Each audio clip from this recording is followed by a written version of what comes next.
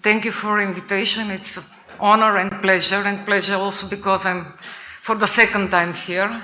For the first time 7 years ago for the youth task in the beautiful smaller island of Antiparus. So I skip to this blue color.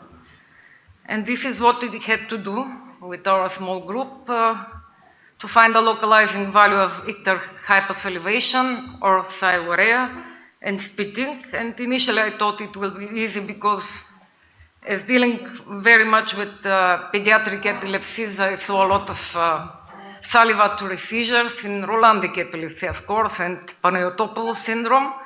And it was also emphasized last year in Cleveland by Professor Hirsch that this is probably the archetype of salivatory seizures in epilepsy. Of course, not only in idiopathic epilepsies we can see such seizure, but also symptomatic and which are candidate or operated for epilepsy surgery operated. So salivation, which was mentioned also as hypersalivation or sialorrhea or drooling in many of the papers we reviewed, was first described by Penfield and Jasper in 1954, based on a case with a porencephalic cyst in the postcentral operculum. So they observed the seizure as also stimulate there and found that quite discrete discharges in that region produce hypersalivation, but also chewing and swallowing. So this ictal activity they interpreted as a combined phenomena in the perirolandic region, opercular region, leading to salivation, this orofacial and pharyngeal system. And this is the original drawing by Penfield with the homunculus and the exact point of salivation in the lower part of the Rolandic operculum.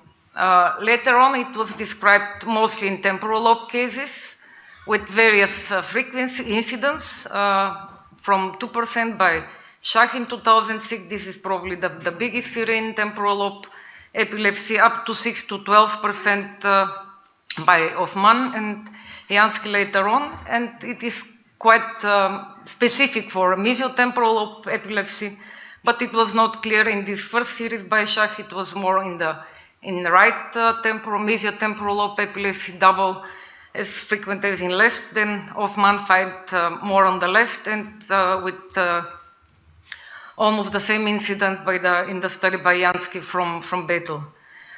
But of course, we know that nowadays it is a symptom when seen in focal seizures which originate in the temporopericilvian insular networks. And this network is based on the concept of pericilvian epilepsy introduced by Munari and Banco team published first time in 1980.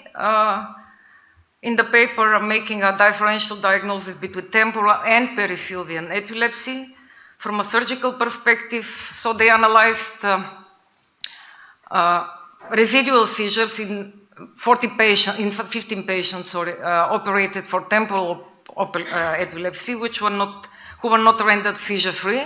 And in 10% of those 40 seizures they observed, they found hypersalivation and emphasized this is a sign pointing to the Rolandic operculum, not having a temporal lobe, mesiotemporal lobe origin.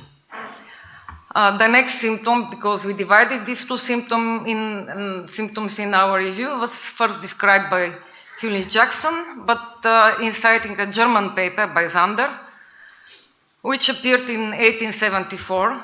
And actually, they described this case frontotemporal glioma on the left, the tractus olfactorius, as a dreadful, disagreeable smell, followed by chewing movements and also spitting of saliva. And later on, almost 1 century later, the next paper with 5 cases, 3 on the right and 2 on the left, was published by Heike, Anderman, and Rodin. And they said that the doctors Penfield, Rasmussen, and Feindel recollected some patients with spitting that occurred in association with seizures originating in the temporal lobe. So up to recently, it was or even now, it is thought that spitting is a sign, symptom, lateralizing to the non-dominant hemisphere.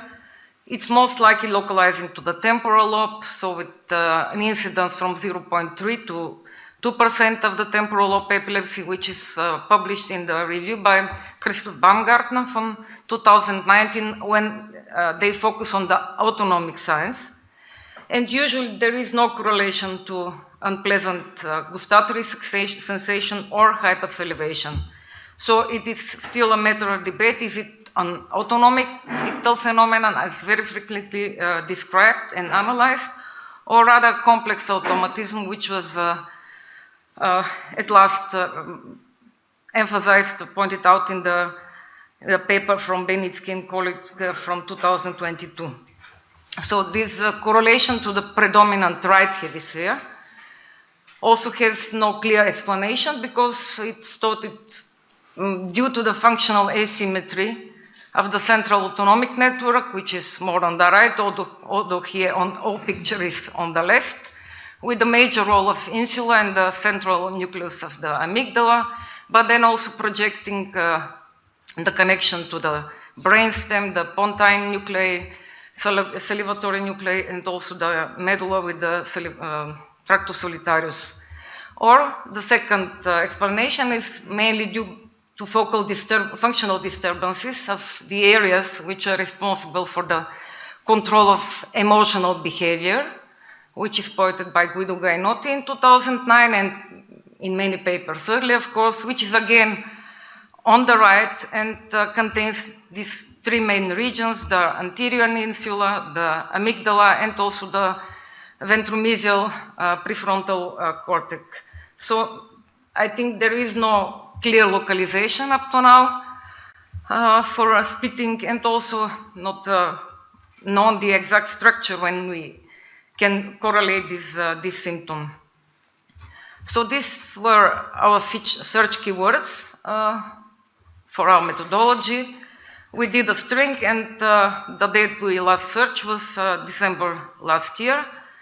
And we decided, because of the rarity of these symptoms, especially for spitting, but not only, and to include not only spontaneous, but reflex and stimulation-provoked seizures, and also included case reports, especially for spitting. Because the symptoms are rare and the publication, we thought they are quite scarce. So there were more than 2,000 hits in PubMed. I couldn't find the exact number, but then making this string, we found 178 papers in PubMed. Then we screened these records and included more than half of them because of lacking relevance to this topic. We couldn't retrieve 5 of the articles we wanted, and then it excluded another about 30 because there were a lack of original cases. So at the end of our job, we included 52 patients, and we separately analyzed 140 patients with salivation and 49 patients with spitting, including case reports. So this is the 127 patients with hypersalivation from studies. Various studies, actually the biggest number of patients with salivation was published 2005 by a group in St. Anne, analyzing temporal lobe epilepsy with or without dystonic posturing. So hypersalivation was found only in patients with dystonic posturing. Of course, it was very difficult. That it was also said by Laura and other speakers that in many papers we missed the age, including at surgery, the numbers of proportion of children and adults. So somehow we reached these numbers, including writing to some of the authors. The next study is by Jansky, describing autonomic symptoms in temporal lobe epilepsy. This is one of the biggest studies, also by Shah, I mentioned, again with temporal lobe epilepsy, 10 cases. Elena Freire, this is a team from Milano, published 8 cases with salivation out of 16 cases with perisylvian epilepsy. There are 3 studies from China, with probably one of the biggest studies on insular and usual percular epilepsy. So in the one we found eight cases. We also analyzed the study already mentioned by Hauser and Hauf and Banco with 30 patients with gustatory symptoms, and 7 of them had hypersalivation. The study by Nandini on thermocoagulation in insular epilepsy. The study by Hoffman on autonomic symptoms in temporal epilepsy. The Freiburg study, again with 92 cases, half of them were insular and ilfilo-opercular. 100 cases seizure-free, presented by Fogarashi. This is the study from Bethel. And 8 cases with hypermotor seizure with insulo-opercular onset from Milano. 5 of them had also hypersalivation. As you see, the confidence is very variable. In all this study, in some of them very high because they were made seizure-free, or just because the invasive EEG pointed to a particular area in the brain. This is the second part. I included this study already mentioned by Mazola. In 5 cases out of 222 where they did the stimulation, they found hypersalivation in a particular region of the insula. There are no data, of course, in this stimulation study on the outcome, and many other studies. So, of course, some case reports and one of Singulum, and the study by Kellinghausen spitting, only 1 case had hypersalivation, so it probably really very rarely associated. These are some case reports, and interestingly, they are, as already mentioned, quite high confidence in this epileptogenic zone, because some of them were studied by invasive EEG, not so many, but actually the outcome was not bad in these cases. So in summary, for the hypersalivation, more than half of the patients had invasive EEG, mostly stereo EEG.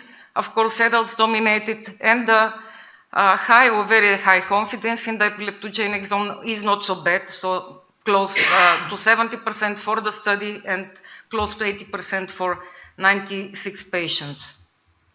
In case reports, these confidence were even higher, so 85% very high and high, although almost only 1/3 of them, or close to 40%, were explored invasively, and half of them became seizure-free after operation, but many of them became seizure-free with drugs, with very nice lesion in some of this region you will see later on.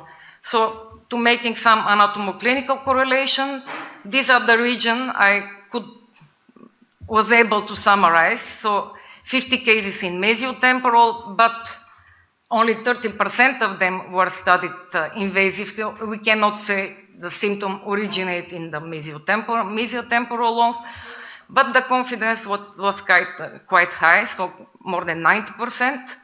The other region with very frequent occurrence, so description of this sign, was mid-insula and the surrounding operculum, mostly centrum parietal or Rolandic, with 14 cases. In general, insulo-opercular zone mentioned by some authors, mid-superior insula, especially in stimulation studies and by Mazola, but also in some studies from China. They were focusing on this region. Posterior insula and parieto-temporal operculum in 5 cases. Rolandic operculum, this is one study from China with 5 cases which have the origin of salivation there. And some rare occurrences, including one in anterior cingulo, although it was mentioned in some papers that it could be found there, but the confidence was quite low for this particular case.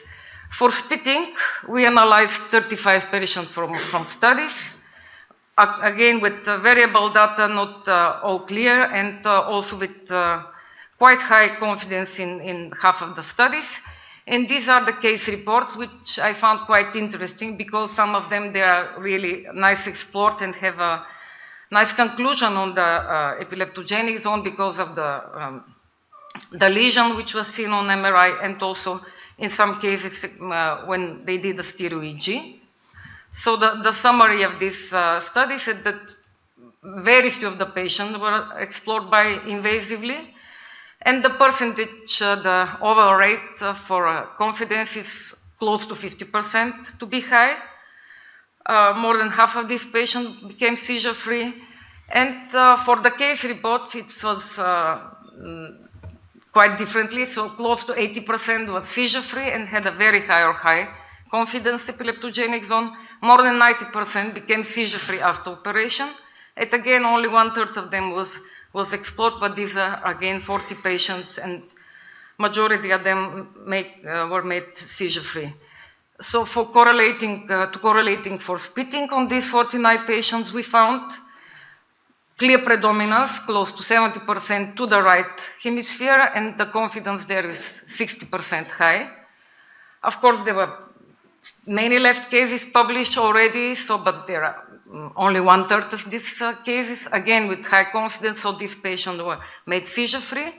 Mesiotemporal region, left or right, is the most frequently described in this study, so CATE report with relatively high frequency, and the incidence is 63%, and in general temporal, because there are also lateral temporal or polar cases with close to 60% high confidence.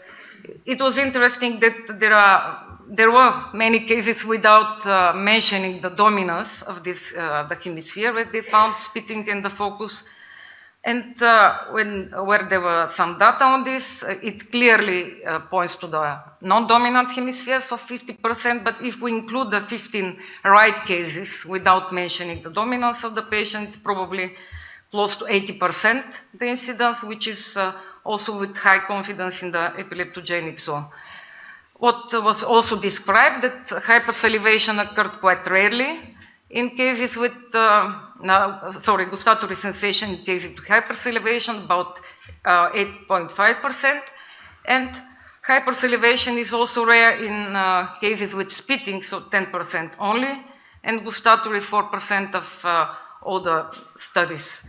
The incidence is close to 2% in these 440 patients we studied out of 7,000. So for insulo-opercular region, there are 55 with very high or high confidence, which is 20% of the cases with insulo-opercular or combined epileptogenic zone, and this is close to the findings published in the review by Rivlin and Guen in 2021. And for all the patients in this region with this sign, it's 26%. There is no significant difference in the lateralization between right and left for hypersalivation, so it can be a bit more often on the right, and very rarely there is association with unpleasant, usually gustatory sensation. So I think this is clear for all of us that this is a symptom from this network, temporopericilvian insular network, has a opercular insular origin, and if found in mesiotemporal epilepsy, it's a red flag pointing for a spread to insula or operculum, most probably the so-called Rolandic operculum. Where exactly in insula operculum? This is based on our data. Most commonly, these are mid-insula, so mid end operculum, the surrounding. Some data on mid-superior insula, and it was also found in the study by Mazzola on stimulation. And also this dorsal mid-anterior part pointed in the review by Rivlin and Guen. And this is a nice case report with very tiny, similar to the case published by Penfield, very tiny focal cortical dysplasia in the small part of the post-central operculum going to anterior long gyrus. They did a minimal resection, and this child became seizure-free, so sometimes the case reports are very important. Spitting is a very rare sign. This is the incidence we found, so less than 1%. It's, I think, more an automatism, clearly pointing in majority of the cases, so 2/3 to the right, and mostly, again, 2/3 to the temporal lobe, and especially the mesiotemporal lobe. Of course, symptomatogenic zone seems to be outside the temporal lobe. It was found to be in the operculum when inviting the operculum, in the case by Philippe Kahn, probably in the insula in 2 cases by Lionel Carman, but there is no data on the resection because of this sensation in the throat, tingling in the in the arm and then ear-ringing combined. And also one case in this study by Kellinghaus, when they described onset in posterior hippocampus, then, however, when spitting occurred, it was a spread and involvement of the whole hemisphere on the all electrodes on the left. So I will skip the case I wanted to present, and thank you for your attention.